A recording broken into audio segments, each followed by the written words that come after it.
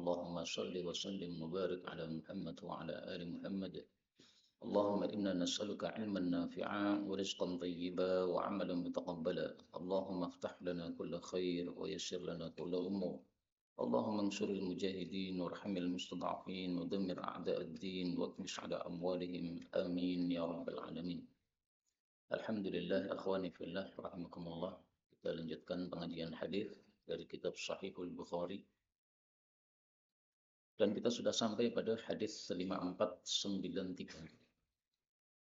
فقال المؤلف رحمه الله تعالى ونفعنا به وبعلومه في الدارين آمين. حدثنا مسدد قال حدثنا يحيى عن ابن جريج قال أخبرني عمرو أنه سمع جابر رضي الله عنه يقول غزونا kami telah berperang Jayushal Khabat pada pasukan pemakan daun. Disebut Khabat pemakan daun karena waktu itu sedang paceklik, nggak ada makanan, sehingga mereka memakan daun-daun yang dipukul dari pohon-pohon yang mereka temui. Wa umira dan dijadikan amir Abu Ubaidah ibnu Jarrah. Dan ini menunjukkan bahwasanya dalam suatu safar itu harus ada amirnya. Kalau ada 3 orang safar tanpa amir, maka ini menyelisih sunnah Rasulullah sallallahu alaihi wasallam. Faju'na maka kami lapar cu'an syadidan dengan lapar yang dahsyat. Fa'alqa lalu melemparkan al-bahru laut itu hutan satu ikan yang besar, mayyitan yang mati, lam yura mithlu yang belum dilihat semisal dia, maksudnya sangat besarnya. Yuqalu disebut untuknya al-ambar, ikan ambar. Kalau di Indonesia ambar itu nama perempuan ya, Mbak Ambar. Fa'akalna lalu kami memakan minhu dari ikan ambar tadi nisfa syahrin, setengah bulan, 15 hari. Fa'akhadha Abu Ubaidah lalu Abu Ubaidah mengambil azman, satu tulang min idhamihi dari tulang-tulangnya. Yang dimaksud tulang di sini adalah tulang rusuk. Dari mana taunya? Dari hadis-hadis yang lain. Karena itu membaca hadis itu sebanyak-banyaknya karena satu hadis dengan yang lainnya saling menafsirkan. Tulang rusuknya ditegakkan, tulang rusuk kan melengkung begini ya. Nah, ditegakkan begitu, famarra maka bisa melewati ar-raqib orang yang berkendara tahtahu di bawahnya. Berarti tulang rusuknya sangat besar sekali sehingga orang yang naik unta masih bisa berjalan di bawah tulang rusuk tadi tanpa nyundul kepalanya terhadapnya. Nah, ikan ambar itu gambarannya seperti ini ya. Ini ikannya manusia sekecil ini. Ini mungkin ikan ambar yang sedengan, tidak begitu gede. Ada lagi yang lebih gede lagi, sehingga ikan ambar itu kalau dimakan sampai setengah bulan belum habis, ya wajar, ikannya besar sekali seperti ini. Kemudian khobat itu nama satu pohon juga, sehingga khobat itu bisa diartikan daun-daun tadi, ya. Tapi juga ada yang mengartikan khobat itu adalah nama satu pohon, ya, sehingga pohon yang daun-daunnya biasa diberi untuk makanan hewan. Ya. Maka pohon khobat seperti ini gambarannya.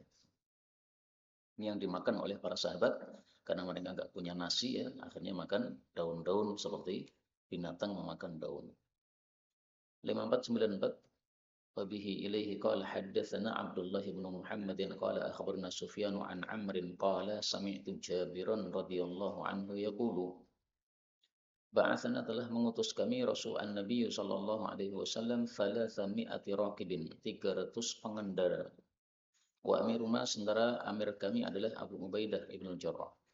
Narsudu kami mengincar Iran satu rombongan dagang di Quraisyin bagi orang-orang Quraisy. Jadi merampok itu boleh apabila yang dirampok adalah orang-orang kafir harbi. Ya. Kafir kan dibagi 2. Ada kafir harbi yang memerangi kita, ada kafir silmi yang tidak memerangi kita. Nah, yang boleh kita rampok itu adalah kafir harbi. Fa'asabana lalu mengenai kami ju'un syadidun, lapar yang dahsyat, hatta sehingga akal khabat, kami makan daun tadi. Fasummiya maka disebutlah Jayshal Khabat, pasukan Khabat. Wa alqa dan melemparkan al-bahru ikan itu hutan al-bahru laut itu hutan ikan yang besar yuqalu lahul ambar yang disebut untuknya ikan ambar. Fa'akalna maka kami makan nisfa syahrin separuh bulan, waddahana dan kami berminyak biwadakihi dengan gajihnya. Dan ini menunjukkan bahwasanya bangkai ikan itu adalah halal dan suci. Ya, sehingga gajihnya digunakan untuk meminyaki kulit, nggak ada masalah. Hatta sehingga salahat menjadi baguslah ajsamuna badan-badan kami. Artinya jadi gemuk-gemuk para sahabat Nabi karena 15 hari berturut-turut makan daging ikan terus. Qala fa'akhadha lalu mengambil Abu Ubaidah dila'an tulang rusuk min adla'ihi dari tulang-tulang rusuknya fanasabahu lalu dia menegakkannya. Famarra raqibu maka berjalanlah orang yang berkendara tahtahu di bawah tulang rusuk tadi. Wa kana fina rajulun dan adalah di tengah-tengah kami ada seorang laki-laki. Falamma ishtaddal ju' maka tatkala dahsyat lapar nahara dia menyembelih salasa jazair 3 unta. Thumma salasa jazair kemudian 3 unta lagi. Jadi 2 hari ya. Hari pertama 3 unta, hari kedua 3 unta. Thumma nahahu kemudian melarangnya Abu Ubaidah. Kenapa dilarang? Karena kalau selalu menyembelih unta, akhirnya kendaraannya jadi habis. Kalau kendaraannya habis, padahal pasukannya ada banyak, ada 300, ini bisa memadoroti pasukan. Maka seorang panglima tinggi di dalam peperangan itu juga harus cerdas bagaimana mengatur rakyatnya, jangan sampai mereka mendapatkan masyaqqah atau keberatan. Dan dari sini kita ambil pelajaran bahwa 3 ekor unta itu cukup untuk 300 manusia. Karena di sini tadi disebutkan salasa jazair 3 unta, sementara di awal disebutkan salasami'ah 300. Berarti 1 unta itu kira-kira untuk berapa? 100 orang ya. Untuk 1 hari ya. Di 1 hari kalau makannya orang Arab kan 2 kali. Nah, berarti 1 hari makan 2 kali bisa 100 unta cukup dengan 100 orang cukup 1 unta. Berikutnya, babu aklil jarad, bab memakan belalang. Belalang itu sama dengan ikan, yaitu bangkainya pun halal untuk dimakan. Sebagaimana perkataan dari Sayyidina Ibnu Umar. Ibnu Umar mengatakan, uhillat lana maitatan, telah dihalalkan bagi kami 2 bangkai. Bangkai yang dimaksud itu adalah bangkai ikan dan bangkai belalang. Nah, ketika Ibnu Umar mengatakan uhillat dihalalkan, itu maksudnya telah menghalalkan kepada kami Rasul Shallallahu Alaihi Wasallam. Sehingga meskipun ini perkataan Ibnu Umar, tapi hadis ini bisa diterima. Ya. Jadi istilahnya apa? Marfu'un hukman.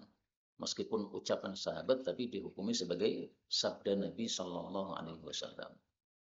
Hadis 5495 wa bihi ilaihi qala hadatsana Abu Walid qala hadatsana Syu'bah an Abi Ya'fur qala sami'tu bin Abi Aufa radhiyallahu anhu qala ghazawna kami berperang ma'an Nabi bersama Nabi sallallahu alaihi wasallam sab'a ghazawatin 7 kali perang au qala sittan atau rawi mengatakan 6 kali perang ragu-ragu. Kunna adalah kami ini nakulu makan ma'ah bersama beliau al-jarada belalang.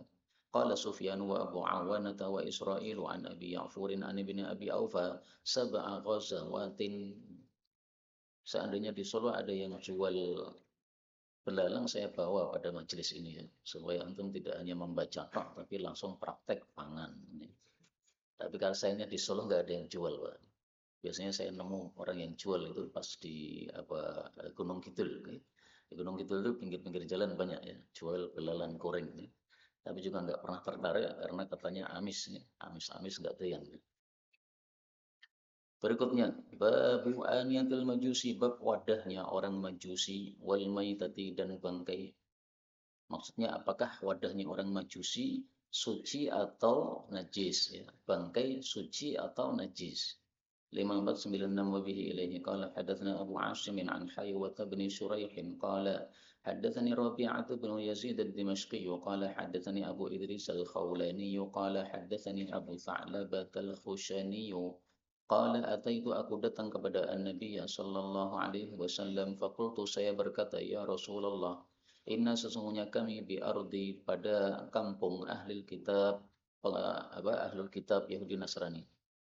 Fana'kulu fi aniyatihim lalu kami makan pada wadah mereka wa bi ardi soidin dan pada kampung yang ada buruannya. Asyidu biqausi, saya itu berburu dengan busur saya. Wa asyidu, dan saya berburu bikalbil muallam, dengan anjing saya yang sudah terlatih. Wa bikalbil ladzi laisa bimuallam, dan anjing saya yang belum terlatih. Maksudnya yang halal yang mana gitu. Faqala Nabi sallallahu alaihi wa alihi wasallam, adapun ma dzakarta, apa yang engkau sebutkan, annaka, bahwasanya engkau itu bi ardi ahli kitabin, di kampungnya ahli kitab. Fala ta'kulu, maka janganlah kalian makan fi aniyatihim, pada wadah mereka, illa, kecuali alla tajidu, bahwasanya kalian tidak mendapati buddan, keharusan, la tajidu buddan, kecuali kalau harus. Buddan sendiri itu artinya adalah memisahkan diri. Jadi kalau kalian tidak bisa memisahkan diri dari piring tadi, ya silahkan. Jadi illa, kecuali alla tajidu, kalian tidak mendapati buddan, memisahkan diri. Nggak bisa memisahkan diri dari piring, ya silahkan. Nggak ada piring yang lain, ya silahkan pakai piringnya ahli kitab. Nah, ini sekali lagi saya ulang-ulang ya, bahwasanya ini bukan menunjukkan bahwa piring ahli kitab itu najis, tidak. Piringnya orang kafir itu suci. Yang bikin najis itu adalah makanan yang mereka taruh padanya. Maka hadis yang seperti ini harus kita kaitkan dengan hadis yang lain yang lebih lengkap. Yang paling lengkap itu dalam Sunan Abu Dawud, yaitu yadbukhuna. Orang-orang ahli kitab itu yadbukhuna, mereka memasak fi qudurihim, pada periuk mereka, al-khinzir, babi, wa yashrabun, dan mereka minum fi aniyatihim, pada wadah mereka, al-khamr, minuman keras. Nah, ini yang bikin najis. Jadi babi najis, minuman keras juga najis. Seandainya ada ahli kitab tapi membuatnya teh jumbo, ya tidak najis. Jadi misalnya ada seorang anak muslim, bapak ibunya masih kafir, belum dapat hidayah. Kemudian mengunjungi bapak ibunya, dikasih teh, apa ya, dicuci dulu gelasnya. Ya enggak, silahkan minum aja. Orang itu suci. Maka kaidahnya yang penting, al-aslu fi ina'il kafir at-taharah. Hukum asalnya wadah orang kafir adalah suci. Ini saya ulang-ulang terus. Kenapa? Karena sudah banyak masyarakat yang salah paham gara-gara membaca hadis ini, kemudian tidak mengetahui adanya hadis yang lebih lengkap, dianggap akhirnya najis. Enggak benar, enggak najis. Fa illam tajidu, lalu jika kalian tidak mendapati buddan, memisahkan diri dari wadah mereka, faghsiluha, maka cucilah dia, wa kulu, dan makanlah. Wa amma, adapun ma dzakarta, apa yang engkau sebutkan, annakum, bahwasanya kalian bi ardi soidin, pada tanah tempat berburu, famasitta, maka apa yang engkau buru, bikausika, dengan busurmu, fadhkurismallah, maka sebutlah nama Allah, wa kul, dan makanlah. Nah, ini dalilnya jumhur bahwasanya harus membaca bismillah. Kalau tidak membaca bismillah, berarti hasil buruannya adalah haram. Tapi menyelisih mereka madhab syafi'i. Madhab syafi'i katakan bismillahnya hanya sunnah. Sehingga seandainya tidak bismillah tetap halal. Dan nanti akan ada dalilnya Imam Syafi'i. Kalau ini dalilnya jumhur. Dan kita lebih suka dalil pendapat jumhur ya. Karena lebih ihtiyat, lebih hati-hati. Wa masyitta, dan apapun yang engkau berburu, bikal mu'allam, dengan anjingmu yang terlatih, falqurismallah, maka sebutlah nama Allah, wa kul, dan makanlah. Wa masyitta, dan apa yang engkau berburu, bika, dengan anjingmu, alladzi laisa bimu'allam, yang tidak terlatih, fa adrakta zakatahu, lalu kamu masih mendapati penyembelihannya, fakulhu, maka makanlah dia. Jadi maksudnya kalau masih hidup, kemudian masih bisa disembelih, maka masih halal. Dan kemarin sudah kita bahas ya, termasuk misalnya hanya bergerak matanya saja. Badannya sudah tidak bergerak, tapi matanya masih ketap-ketip. Nah, itu masih ada tanda hidup. Ambil pisau, sembelih, halal. Meskipun ada khilaf di antara para ulama, ya. Tapi kita memilih pendapat yang membolehkan dengan sebab itulah mazhabnya Imam Bukhari yang kita sedang pelajari fikihnya beliau ini. Dan madhab Imam Bukhari itu tidak seperti madhab arba'ah. Artinya beliau tidak mengikuti satupun dari madhab arba'ah. Jadi beliau itu seorang imam mujtahid mustaqil, mujtahid mutlak Imam Bukhari itu. Seperti Al-Imam Ibnul Munzir, nah, itu mujtahid mutlak. Nah, orang-orang yang mujtahid mutlak seperti ini, dia banyak atau beberapa kali menyelisih madhab arba'ah, 4 madhab yang kita kenal itu. Sehingga dari situ kita ambil pelajaran bahwa tidak harus kita merujuk kepada madhab arba'ah. Yang penting kita merujuk kepada ulama-ulama kita. Fas'alu ahla dzikri, tanyalah kepada ulama. Ulama tidak hanya mazhab arba'ah. Sehingga kalau kita meneliti satu masalah, kemudian setelah membaca dalil-dalilnya kita lebih cocok kepada pendapat yang bukan mazhab 4, nggak ada masalah. Misalnya, satu ekor unta untuk 10 orang dalam penyembelihan korban Idul Adha. Itu mazhab Imam Ishaq bin Rahuyah. Mazhab Ishaq itu sudah punah, tapi kita pakai gimana? Nggak ada masalah, dalilnya sahih. Ya. Dan nanti akan kita tampilkan beberapa contoh mazhab Imam Bukhari, kalau kelewatan ya, mazhab Imam Bukhari yang tidak sama dengan mazhab arba'ah. Berikutnya 5497. Wa bihi ilaihi qala hadatsana al-Makki ibnu Ibrahim qala haddatsani Yazid ibnu Abi Ubaid an Salamah bin al-Aqwa. Ini sebenarnya Salamah ini Salamah bin Amr bin Aqwa. Tapi Aqwa ini adalah kakeknya, kadang dinisbatkan kepada kakeknya. Qala, dia mengatakan lamma tatkala amsau, mereka itu bersore-sore, yauma fatahu Khaybar, pada hari mereka menaklukkan Khaybar. Auqadu, mereka menyalakan an-niran, api-api. Qala Nabi sallallahu alaihi wasallam, Nabi bersabda, alama, atas apa? Maksudnya untuk apa? Auqadtum, kalian itu menyalakan hadhihi niran, api-api ini. Qalu, mereka menjawab, luhumi, atas daging-daging al-humuril insiyah, keledai Cina. Keledai Cina yang biasa ditunggangi itu. Qala, beliau mengatakan ahriqu, tuangkanlah ma fiha, apa yang ada dalam wadah itu. Waksiru, dan pecahlah quduraha, periuk-periuknya. Apa salahnya periuk, Pak, kok dipecah? Kalau ditumpahkan isinya benar, karena keledai najis ya, keledai haram, berarti bangkainya tadi najis.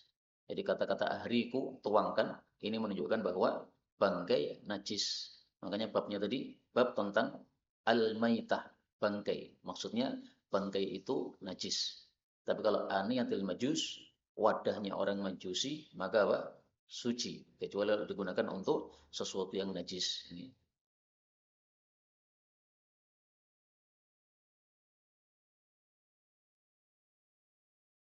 Wadahnya orang majusi. Apabila digunakan untuk daging ayam. Daging ayam. Ayamnya yang menyembelih si majusi tadi. Najis atau suci? Hah? Najis. Karena orang majusi bukan ahli kitab. Sementara yang sembelihannya halal adalah ahli kitab. Sehingga kalau kembali ke babnya tadi, wadahnya orang majusi, najis atau suci, ya tergantung isinya apa. Isinya nasi, ya suci. Karena nasi adalah suci. Isinya teh, kopi, ya suci. Karena teh dan kopi suci. Isinya sembelian mereka. Nah, sembelian mereka itu sama dengan bangkai. Maka karena sembelian mereka sama dengan bangkai, ya berarti najis. Ya. Baik, kembali ke hadis tadi ya. Ahriku, tuangkanlah, berarti najis. Karena dia itu adalah bangkai. Karena keledai itu haram untuk dimakan. Nah, adapun apa salahnya periuk kok disuruh untuk dipecah? Di sini para ulama mengatakan mubalaghatan lizzajr, yaitu disuruh dipecah sebenarnya tidak ada salahnya periuk, tapi untuk mendahsyatkan di dalam melarang. Jadi seolah-olah Nabi mengatakan jangan sekali-kali masak daging keledai lagi. Kalau masak lagi hati-hati ya, pecah periukan antum. Sebenarnya nggak salah periuknya. Faqamar, maka berdirilah rajulun, seorang laki-laki, minal qaum, dari kaum. Faqala, berkata, nuhariku, kita menuangkan mafiha, apa yang ada di dalamnya, wa naqsiluha, dan kita cuci periuk itu. Faqala Nabi sallallahu alaihi wasallam, audzaka, atau seperti itu ya. Jadi bolehlah, tidak dipecah, enggak apa-apa. Jadi kalau Nabi memerintah itu bisa saja kita bertanya kepada Nabi ya, apakah boleh, maksudnya begini, karena bisa jadi Nabi itu memaksudkan bukan yang hakikatnya, tapi yang beliau maksudkan adalah inti dari larangan memakan daging tadi. Maka ternyata Nabi mengizinkan untuk dicuci. Berikutnya bab tasmiyati, bab membaca bismillah ala dzabihah, atas sembelihan, wa man taraka muta'ammidan, dan orang yang meninggalkan bismillah dengan sengaja, halal atau tidak sembelihannya itu. Qala Ibnu Abbas, berkata Ibnu Abbas, man nasiya, barang siapa yang lupa fala ba'sa, maka tidak ada masalah. Berarti kalau sengaja itu yang bermasalah. Nah, sehingga orang yang tidak baca bismillah itu dibagi dua. Apakah lupa ataukah sengaja? Kalau sengaja, maka dia sembelihannya haram. Kalau tidak sengaja, maka sembelihannya halal, dimaafkan. Apa dalilnya Ibnu Abbas? Ini dalilnya. Wa qala Allah Ta'ala, "Wa la ta'kulu mimma lam yudhkar ismullahi 'alaihi wa innahu lafisqa." Dan janganlah kalian memakan dari apa yang tidak disebut nama Allah atasnya, sungguh dia itu adalah fasik. Nah, kemudian istidlalnya kata Ibnu Abbas, "Wan nasi," dan orang yang lupa, la yusamma fasiqan, itu tidak disebut fasik. Bisa jadi juga ini bukan perkataan Ibnu Abbas, tapi perkataan Imam Bukhari. Bisa jadi perkataan Ibnu Abbas berhenti sampai man nasiya fala ba'sa. Nah, kemudian Imam Bukhari menguatkan pendapat Ibnu Abbas. Pendapat Ibnu Abbas ini benar. Kenapa? Karena sesuai dengan kalam Allah. Wa innahu lafisqa. Orang yang lupa tidak disebut fasik. Berarti orang yang lupa sembelihannya masih halal. Wa qawluhu, dan kalam Allah Ta'ala, wa inna syayatina, dan sesungguhnya setan-setan, layuhuna, sungguh mereka membisikkan, ila awliyaihim, kepada wali-wali mereka, yaitu orang-orang kafir, liyujadilukum, untuk mendebat kalian. Apa yang dimaksud mendebat sini? Jadi mereka bisikkan kepada orang-orang kafir, bilang sana sama Muhammad sana, bahwasanya kalian itu aneh. Sembelian kalian, kalian halalkan. Sementara sembelian Allah, kalian haramkan. Sembelian Allah itu apa? Bangkai tadi. Kalau ada hewan mati, siapa yang membunuh? Allah kan? Nah, itu berarti sembelian Allah.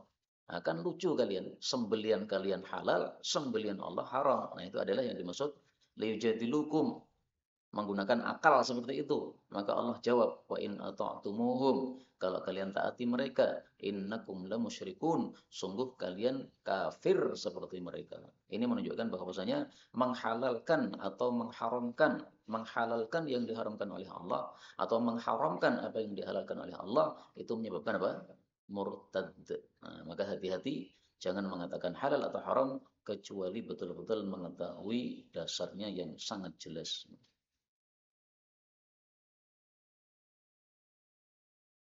5498. Wa bihi ilaihi qala hadatsani Musa bin Ismail qala hadatsana Abu Awanah an Sa'id bin Masruq an Abayah bin Rifa'ah bin Rafi'in an jaddihi Rafi' bin Khadij radhiyallahu anhu qala kunna, adalah kami ma'an Nabi, bersama Nabi sallallahu alaihi wasallam, bidil Hulaifah, fa asaban nasa, lalu mengenai manusia, ju'un, lapar, fa asabna, maka kami mendapatkan ibilan, onta-onta, wa ghanaman, dan kambing-kambing. Mendapatkannya dari mana? Dari ghanimah. Taunya dari mana? Baca hadisnya yang banyak, ya, maka akan ketahuan bahwasanya yang dimaksud di sini adalah ghanimah. Wa kana, dan adalah Nabi sallallahu alaihi wasallam, fi ukhrayati, di belakang anasi, manusia. Ini sunnahnya. Pemimpin itu berada di belakang. Kenapa? Untuk menyapu yang ada di belakang. Barangkali ada yang motornya macet, mogok, nah, maka dibantu, diperbaiki.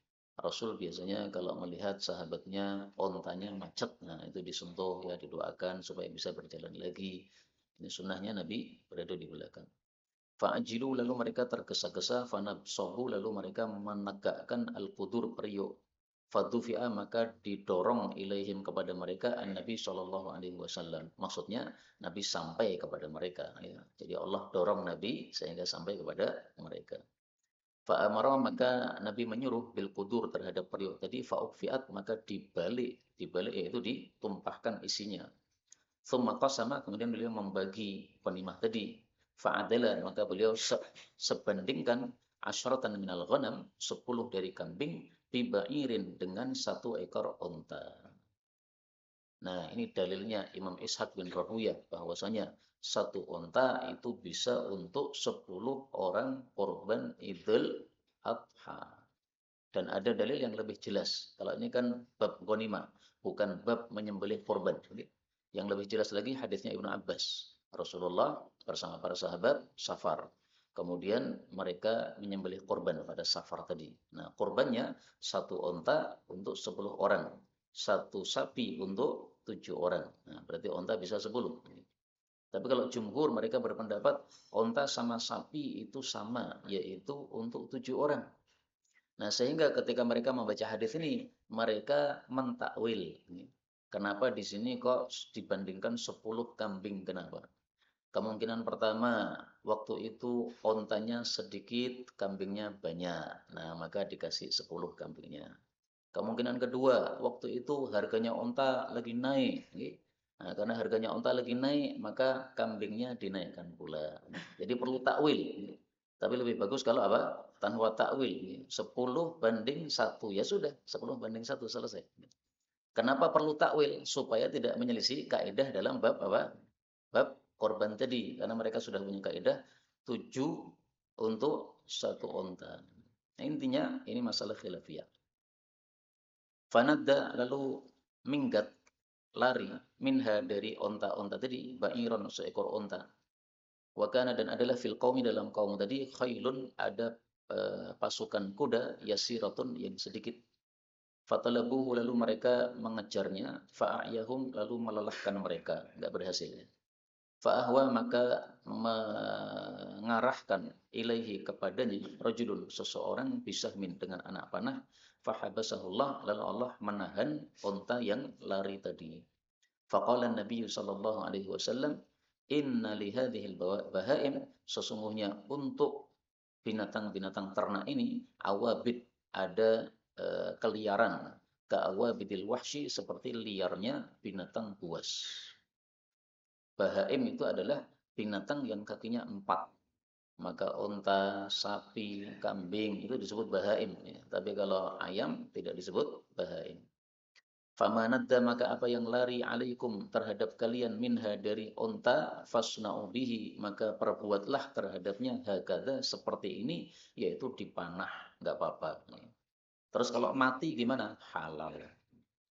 Kenapa halal? Karena sudah kita lakukan penyembelihan yang cocok untuk dia. Penyembelihannya apa? Dipanah, yaitu sama dengan binatang yang buas atau sama dengan buruan ya, dengan cara dipanah. Karena itu dari sini kita ambil pelajaran bahwasanya kalau ada binatang yang menyerupai binatang yang lain, maka kita perlakukan dengan sama terhadap binatang yang dia menyerupai tadi. Ada jin datang dalam bentuk ular. Nah, kita keprok kepalanya. Kenapa? Karena kamu menyerupai ular. Kita disuruh untuk bunuh ular. Salah kamu sendiri menyerupai apa? Ular. Itu perkataan Syekh Nawawi Bantani dalam kitab Qudul Jin. Ya. Bahwasanya kalau ada ular datang ke rumah kita, nah, maka meskipun dia itu jin, maka boleh kita pukul, kita keprok kepalanya. Kalau sudah kita ingatkan 3 kali enggak keluar, maka dipukul saja karena dia menyerupai ular yang boleh kita atau kita disuruh untuk membunuhnya. Qala, dia mengatakan, wa qala jaddi berkata kakekku, inna sesungguhnya kami lanarju sungguh kami berharap au qala atau dia mengatakan rawinya ragu-ragu, nakhafu kami khawatir annal bahwasanya kita berjumpa al aduwa musuh ghadan besok. Walaysa dan tidak ada makna bersama kami mudan pisau. Afanazbahu apakah kami boleh menyembelih bil qasab dengan qasab yaitu apa? Bambu. Nah, ini ketika ngaji di satu masjid itu ada yang bertanya, loh mereka kan perang ini, perang kan bawa pedang, kenapa perlu bambu untuk menyembelih? Kan dengan pedang bisa. Nah itu juga sudah dijawab oleh para ulama. Pedang kalau digunakan untuk menyembelih, akhirnya kalat, akhirnya apa? Tidak tajam lagi. Kalat itu bahasa Jawanya ketul. Jadi kalat kaf lam tak. Bahasa Jawanya ketul kaf tak lam. Nah, jadi ketul itu niru bahasa Arab. Kalat jadi ketul. Faqala maka Nabi Shallallahu Alaihi Wasallam bersabda, ma anharad dam apapun yang bisa mengalirkan darah alias tajam. Wa dzukira dan sudah disebut nama Allah alaihi terhadapnya fakul maka makanlah. Nah, berarti bambu juga bisa karena bambu itu tajam, bisa memutus urat yang ada di leher ini. Kecuali 2 ya, laisa bukanlah asinna gigi, maka gigi tidak bisa untuk menyembelih, wa dan kuku, kuku tidak bisa untuk menyembelih. Wa sa'ukhbirukum dan saya akan mengabari kalian anhu tentangnya. Ammas sinnu adapun gigi fa'adhmun, maka tulang. Maksudnya gimana? maka tulang, dan kalian sudah tahu tulang tidak boleh untuk menyembelih. Itu maksudnya begitu. Tapi kalimatnya tidak disambut, dilanjutkan oleh Nabi karena sudah mafhum. Semua sahabat sudah paham, sudah ada larangan untuk menyembelih dengan tulang. Sehingga beliau cukup mengatakan dia itu tulang, dan kalian sudah tahu tulang tidak boleh untuk menyembelih. Adapun tulang kenapa tidak boleh untuk menyembelih? Salah satu hikmahnya adalah sabda Nabi Shallallahu Alaihi Wasallam. Beliau mengatakan pada riwayat Imam Muslim, "Fala tastanju bihima." Jangan kalian istinja dengan tulang. Fa innahuma ta'amu ikhwanikum. Tulang adalah makanan untuk saudara kalian dari kalangan jin. Jadi tulang itu kalau ditemu oleh jin muslim, maka dia bisa mengambil tulang tadi masih ada dagingnya. Di mata kita tulang tok, di mata dia tulang berdaging dimakan. Nah, sehingga kalau tulang kita gunakan untuk menyembelih, berarti kita sudah mengotori makanannya para jin, dan darah itu adalah najis menurut jumhur atau mayoritas para ulama. Wa amma dhufru, adapun kuku, famudal habasyah, maka dia itu adalah pisaunya orang-orang Ethiopia. Kenapa dilarang? Karena dua sebab. Yang pertama, orang-orang Ethiopia adalah orang-orang kafir. Jadi jangan menyerupai orang-orang kafir. Mereka pakai kuku, maka kita jangan pakai kuku. Sebab yang kedua, karena kuku itu setajam-tajamnya tidak bisa setajam pisau yang asli. Sehingga bisa menyebabkan tercekiknya binatang yang disembelih. Ya, dia menyiksa binatang kalau kita menyembelih dengan kuku tadi. Ya, maka ilatnya kenapa dilarang dua. Yang pertama adalah supaya tidak tasyabbuh menyerupai orang-orang kafir. Yang kedua supaya tidak ta'dzib, tidak menyiksa binatang. Babu madzubiha, apa yang disembelih ala nusubi untuk arca-arca wal asnam, dan patung-patung. Sama sebenarnya. Bedanya kalau nusub itu ditegakkan, gitu. Dipasang, ditegakkan, disembah. 5499 wa bihi ilaihi qala hadatsana Mu'alla bin Asad qala hadatsana Abdul Aziz yani ibn al-Mukhtari qala akhbarana Musa bin Uqbah qala akhbarani Salim annahu sami'a Abdullah yuhadditsu an Rasulillah sallallahu alaihi wasallam annahu, bahwasanya Rasul itu laqiya berjumpa dengan Zaid bin Amr bin Nufail. Siapa dia? Dia termasuk orang yang mengikuti ajaran Nabi Ibrahim alaihissalam, sehingga tidak terpengaruh dengan penyembahan berhala yang dilakukan oleh orang-orang Quraisy. Jadi rata-rata orang Quraisy menyembah berhala, dia nggak mau. Nabi Ibrahim tidak pernah menyembah berhala. Nabi Ibrahim tidak pernah berzina. Nabi Ibrahim tidak pernah mabuk. Jadi semua yang haram-haram dia tinggalkan. Ini kejadian ini ketika Rasulullah belum jadi Nabi, ya. Nanti akan kita baca hadisnya. Ketemunya adalah di asfali baldah, di bagian bawahnya kota Baldah, nama tempat di Makkah. Wadzalika, dan kejadian itu qabla, sebelum ayyum zala, diturunkan ala Rasulillah sallallahu alaihi wasallam al-wahyu. Jadi ini belum jadi nabi. Usia beliau belum 40 tahun. Faqaddama, maka menghidangkan ilaihi kepada Zaid Rasulullah sallallahu alaihi wasallam sufratan, satu wadah dari kulit, fiha lahmun, padanya ada daging. Fa'aba, maka dia enggan ayyakula, untuk makan minha darinya. Tsumma qala, kemudian Zaid berkata, ini sesungguhnya aku tidak mau memakan mimma tadbahun, apa-apa yang kalian sembelih, ala ansabikum, untuk arca-arca kalian. Wala akulu, dan saya tidak mau memakan illa kecuali mimma dzukira Rasulullah, dari apa yang disebut nama Allah alaihi terhadapnya. Nah, inilah profilnya Zaid bin Amr bin Nufail. Orangnya seperti ini, anaknya juga hebat. Anaknya siapa? Anaknya siapa? Sa'id bin Zaid.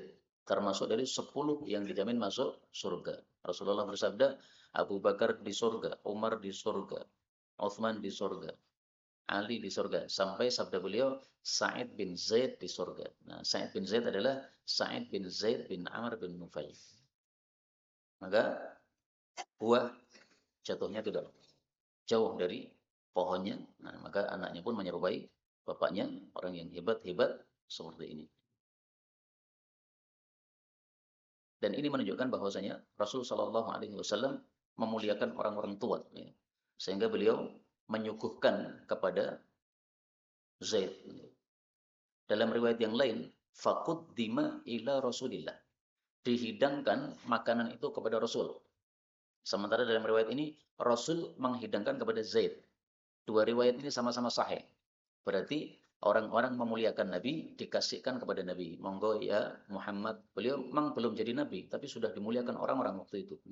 Nah, beliau melihat ada makanan di depan beliau dan melihat ada orang tua di situ. Nah, beliau hidangkan kepada yang lebih tua. Nah, maka dimulai kepada orang yang lebih tua dulu kalau kita mau menghidangkan makanan. Seperti misalnya di majelis seperti ini. Seandainya ada pembagian minuman, dimulai yang lebih tua. Jadi tidak saya dulu kemudian yang kanan saya, bukan begitu. Kenapa? Karena di kanan saya nggak ada orang. Kecuali kalau majelisnya di kanan saya ada orang, kiri saya ada orang, nah baru berlaku itu al-aiman fal-aiman, ya ustadznya dulu baru kemudian yang kanannya. Tapi di kanan saya nggak ada orang. Nah, berarti siapa yang dikasih ini? Yang di hadapan saya ini, yang paling tua. Ini penjelasan ini bisa didapatkan dalam kitab-kitab ya. Di antaranya adalah ta'liq untuk Sahih Bukhari, Mukhtasar Bukhari oleh Syekhul Albani rahimahullah. Karena banyak yang salah paham ya. Dikira bahwasanya al-aiman fal-aiman itu dalam semua kondisi meskipun tidak ada orang di kanan kita. Aneh seperti itu. Termasuk ada pernah kita mampir di satu warung ya. Kemudian pemilik warung tadi menyediakan kepada orang yang di kanan dia. Di kanan dia itu adalah yang paling muda, habis itu kemudian yang lebih tua lagi, habis itu yang ustadznya. Ustadznya terakhir. Kenapa? Karena dia anggap saya menghidangkan ini yang pertama kali di kanan saya. Al-aiman fal-aiman. Itu praktek yang salah. Bukan al-aiman fal-aiman seperti itu, bukan. Mulai dulu yang tua. Nah, setelah yang tua kemudian al-aiman minhu. Yang kanan dari dia. Kalau ada yang kanan. Tapi kalau tidak ada yang kanan, ya sudah. Ya berarti tidak ada kata-kata al-aiman fal-aiman tadi. Seperti kondisi kita ini tidak ada al-aiman. Karena saya bukan di kanan kiri antum. Saya di depan antum. Antum di depan saya. Mudah-mudahan bisa dipahami.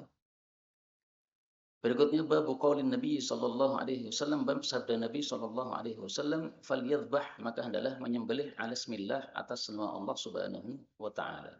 5500. Wa bihi ilaihi qala hadatsana Qudzaifah qala hadatsana Abu Awanah an al-Aswad bin Qais an Jundab bin Sufyan al-Bajali radhiyallahu anhu qala dhahaina, kami menyembelih ma'a bersama Rasulullah sallallahu alaihi wasallam udhiyatan, sembelihan Idul Adha dzata yaumin, pada satu hari.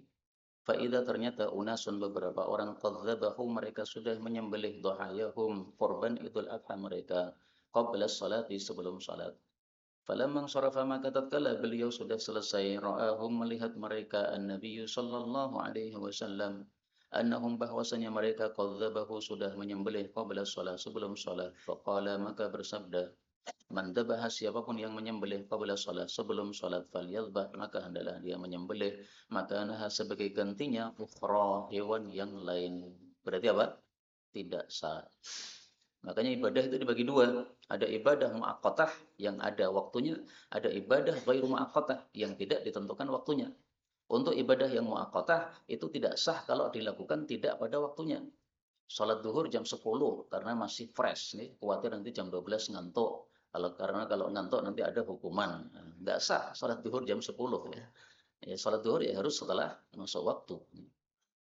Wa man kana lam yadhbah, dan barang siapa yang belum menyembelih hatta shalaina, sampai kita salat, falyadhbah, maka hendaklah dia menyembelih ala bismillah, atas nama Allah. Nah, ini dalilnya jumhur bahwasanya menyembelih wajib dengan bismillah karena diperintahkan oleh Nabi, dan kaidahnya adalah al aslu fil amri lil wujub. Hukum asal perintah wajib, berarti harus pakai bismillah. Kemudian kata-kata ini, barang siapa yang menyembelih sebelum salat, maka adalah mengganti. Nah, kata-kata sebelum salat menunjukkan bahwasanya waktu penyembelihan korban Idul Adha itu adalah setelah salat. Dan di sini ada 3 pendapat. Pendapat pertama, setelah salat. Pendapat yang kedua, setelah waktu salat. Jadi intinya bukan salatnya, tapi apa? Waktunya. Jadi seandainya salatnya tertunda karena ustadznya yang diundang untuk khutbah ternyata mobilnya mogok. Akhirnya ustadznya datang ke lapangan jam 10. Nah, jam 10 itu sudah lama sekali. Nah, itu salah sendiri. Kenapa khutbah Idul Adha tidak ngundang-undang dari jauh? Udah orang tempatan aja. Nah, seandainya begitu ya, maka jam 7 disembelih sudah sah. Untuk mendapat yang kedua ya. Kenapa? Karena waktu sholatnya sudah lewat. Jadi tidak harus sholat dulu, yang penting waktunya sudah lewat. Kalau Imam Malik keras ya, harus menunggu sholat selesai, khutbah selesai, imam menyembelih juga selesai. Nah, jadi makmum ini mengikuti imam dalam sholatnya dan juga dalam apa? Menyembelihnya. Kenapa beliau berpendapat seperti itu? Karena dalam riwayat Muslim, hatta yanhara an-nabiyyu sallallahu alaihi wasallam wala tanharu, dan janganlah kalian itu menyembelih, wala yanharu, jangan menyembelih, hatta yanharon nabiyyu, sampai nabi menyembelih. Berarti kalau nabi belum menyembelih maka belum boleh. Karena itu sunnahnya para imam menyembelihnya di lapangan sehingga para jemaah tahu oh sudah menyembelih. Tapi tidak harus ya, tidak harus di lapangan. Jadi intinya ini masalah khilafiyah di antara para ulama kapan waktu penyembelihan kurban Idul Adha. Berikutnya babu ma'an harad dambab, apa yang apa itu mengalirkan darah, yaitu yang tajam, minal qasab, dari bambu, wal marwah, dan batu putih, wal hadid, dan besi. Jadi maksudnya apapun barangnya selama dia itu tajam maka boleh digunakan untuk menyembelih, yang penting bukan yang dilarang oleh Nabi sallallahu alaihi wasallam. 501.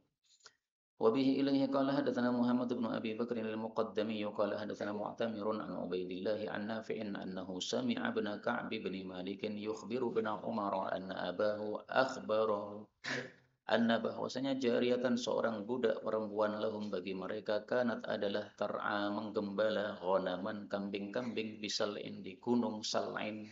Jadi Sal'in itu nama gunung. Taunya dari mana? Baca hadis berikutnya akan tahu bahwa ini nama gunung. Fa'absarat, maka dia pun melihat, bisatin, seekor kambing, min ghanamiha, dari kambing-kambingnya, mautan, kematian, ada tanda-tanda mati, hampir mati. Fakasarat, maka dia memecah, hajaron, batu, fadzabahatha, lalu dia menyembelihnya. Faqala li ahli, maka dia berkata kepada majikannya, la ta'kulu. Faqala li ahli, maka dia berkata kepada keluarganya, la ta'kulu, janganlah kalian itu makan, hatta, sehingga, atia, saya datang kepada an-nabiy sallallahu alaihi wasallam, fa'as'alahu, lalu saya tanya kepada Nabi. Au qala, atau dia mengatakan, rawinya ragu-ragu, hatta ursila ilaihi, sampai saya mengutus orang kepada Nabi, mengutus kepada Nabi, mayyasaluhu, orang yang akan tanya kepada Nabi sallallahu alaihi wasallam. Fa'atan nabiyya, lalu dia datang kepada Nabi sallallahu alaihi wasallam. Au qala ba'atha, dia mengutus orang ilaihi, kepada beliau. Fa'amara Nabi, maka Nabi menyuruh biakliha, untuk memakannya. Ini hadis menunjukkan dua hal. Yang pertama, bahwasanya sembelihan dari barang apapun, bahan apapun, halal. Yang penting tajam. Yang kedua, bahwasanya sembelihan dari wanita itu adalah halal. Maka wanita boleh untuk menyembelih dan tidak disyaratkan harus suci dari haid dan sebagainya, tidak. 502. Wabihi ilaihi qala hadatsana Musa qala hadatsana Juwairiyatu an Nafi'in an rajulin, dari seorang laki-laki dari Bani Salimah, dia mengabari kepada Abdullah. Rajulun ini tidak jelas. Kalau tidak jelas berarti apa? Majhul, mubham. Nah, berarti sanadnya dhaif. Tapi maknanya sahih, dikuatkan dengan hadis yang sebelumnya tadi. Anna jariyatan, bahwasanya seorang budak perempuan, Ka'ab bin Malik, milik Ka'ab bin Malik, tar'a ghanaman, menggembala kambing, lahu, miliknya, bil Jubel, pada gunung kecil, alladzi bisuk, yang ada di pasar. Wa huwa bisal'in, yaitu di Sal'in. Fausibat, maka tertimpalah, syatun, seekor kambing, yaitu hampir mati. Fakasarat, maka dia memecah, hajaron, batu, fadzabahat habih, lalu dia menyembelihnya dengannya. Fadzakaru, maka mereka menceritakan hal itu kepada Nabi sallallahu alaihi wasallam. Fa'amarahum, maka beliau suruh mereka biakliha, untuk memakannya. Perempuan hebat ya. Langsung ambil batu, langsung dipecah, langsung disembelih. Hebat dan cerdas ya. Fa'alaikum biha. 503. Wabihi ilaihi qala hadatsana Abdan qala hadatsana Abi qala an Syu'bah an Sa'id bin Masruq an Abayah bin Rifa'ah an jaddihi annahu qala ya Rasulullah, laisa lana, tidak ada bagi kami, mudan, pisau, adanya pedang, padahal pedang kalau digunakan untuk menyembelih jadi katul. Faqala, maka beliau bersabda, ma'an haradam, apapun yang bisa mengalirkan darah, yaitu tajam, wa dzukira ismullah, dan sudah disebut nama Allah, fakul, Yang penting laisa dzufra bukan kuku, wasinna dan gigi. Amma dzufru adapun kuku famudal Habasyah, maka dia itu pisaunya orang-orang Habasyah. Jangan menyerupai orang-orang Habasyah yang kafir dan karena dia itu tidak begitu tajam. Wa ammas sinu adapun gigi fa'admun, maka dia itu tulang dan kalian sudah tahu tulang tidak boleh untuk menyembelih karena dia merupakan makanannya para jin. Wa nadda ba'irun fahabasahu, dan jerantallah seekor apa itu? Onta lalu menahannya. Tadi diartikan lari, sekarang jerantal. Ya, supaya tidak bosan ya, terjemahnya diubah-ubah. Faqala inna li hadhil ibil, sesungguhnya unta-unta ini memiliki awabid, keliaran, ka'awabidil wahsy, seperti liarnya binatang buas. Fama ghalabakum minha, maka apapun yang mengalahkan kalian darinya, fasna'u bihi hakada, maka perlakukanlah terhadapnya seperti ini. Demikian juga kalau ada santri jerantal, nah, perlakukan seperti ini, tangkap. Jadi ada dalilnya ya. Ini dalilnya. Wallahu a'lam bishawab. Subhanakallahumma rabbana bihamdika asyhadu an la ilaha illa anta astaghfiruka wa atubu ilaik.